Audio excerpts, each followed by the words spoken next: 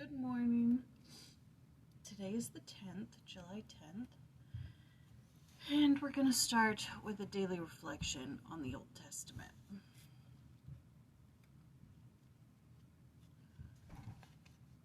Fret not thyself because of evildoers, neither be thou envious against the workers of iniquity. Psalm 37:1. We do not take counsel from our fears, and thus do not occupy our minds with the world and worldliness. Rather, we take seriously the counsel of the Apostle Paul.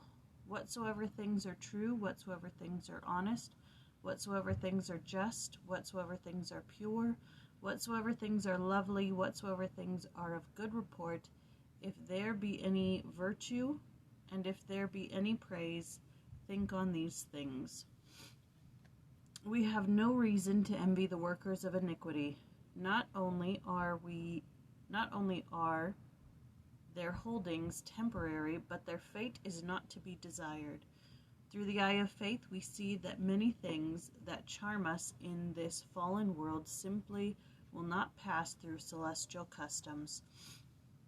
Further, one whose eye is single to the glory of God comes to be filled with light, comes to know all things, and eventually becomes an inheritor of all things. What have we to envy? That one's good. That one's a good one. Oh.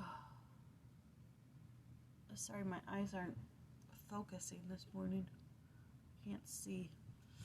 I have nothing more to add at that, except for that was really good.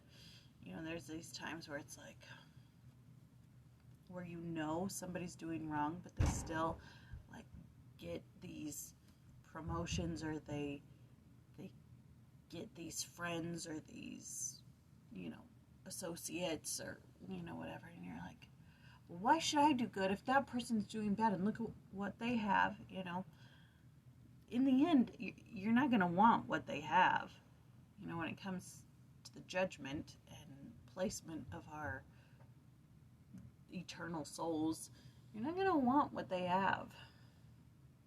Okay, so today is 2 Kings chapter 7, and I read it. I read it last night before I went to bed. I think that's the only way I was going to read it, but I read it nonetheless. And in this chapter, yesterday we talked about how food stuff was being sold for a great price. Well, Elisha says to the king that soon food was going to be sold for a shekel. And then it tells the story about how there are lepers at the gate of the city, and they're sitting there, begging for money or food or whatever.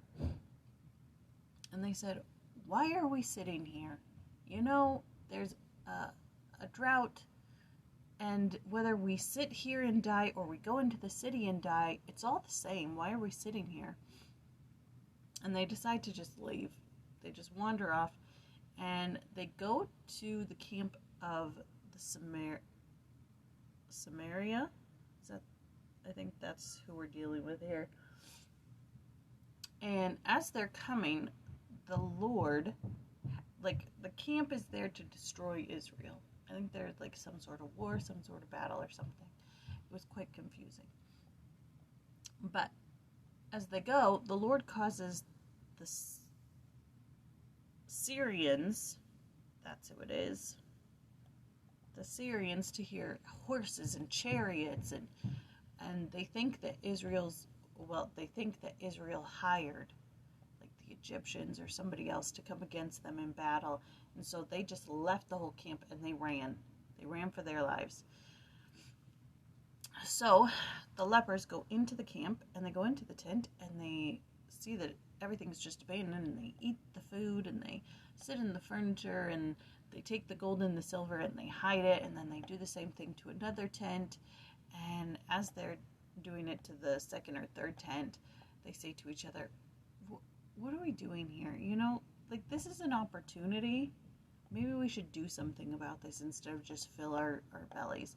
So they go and they tell the king of Israel that the camp is abandoned, and the king thinks that the Syrians are just waiting behind the trees to attack them because they know that they're hungry and weak. But it really is just abandoned. And so they take the food and all that they have, and they start selling food for a shekel. And that's basically it. That's basically the story of chapter 7. And as I was reading it, I'm like, what am I going to talk about? What am I going to... Because there's nothing in the side-by-side. Luckily, there's one tiny thing here in the Ludlow.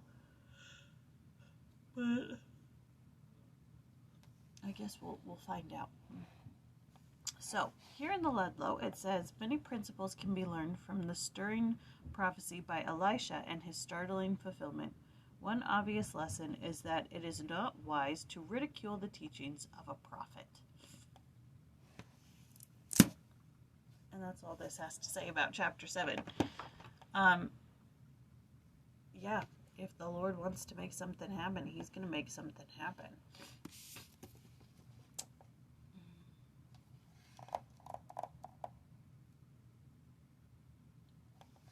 I got nothing more to add to that. Sorry. Okay, we've got 2 prayers today from A Diary of Prayer, both anonymous. O most merciful Father, save us from ourselves, and show us the pattern of a world made new, wherein thy will is done, and all men are accepted as brothers, through Jesus Christ our Lord. O timeless and eternal Spirit, liberate us from the prison house of selfish desire, of worldly standards, and of petty ambition, into a spacious heaven of thy love. May the peace of the eternal Father bond over us, brood over us. May love and the eternal Son surround us. May the strength of the eternal Spirit dwell within us.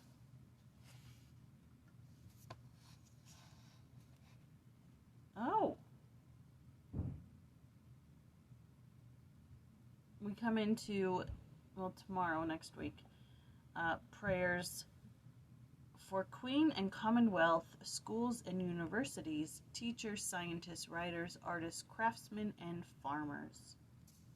Those are going to be interesting. All right. That was 2 Kings chapter 7.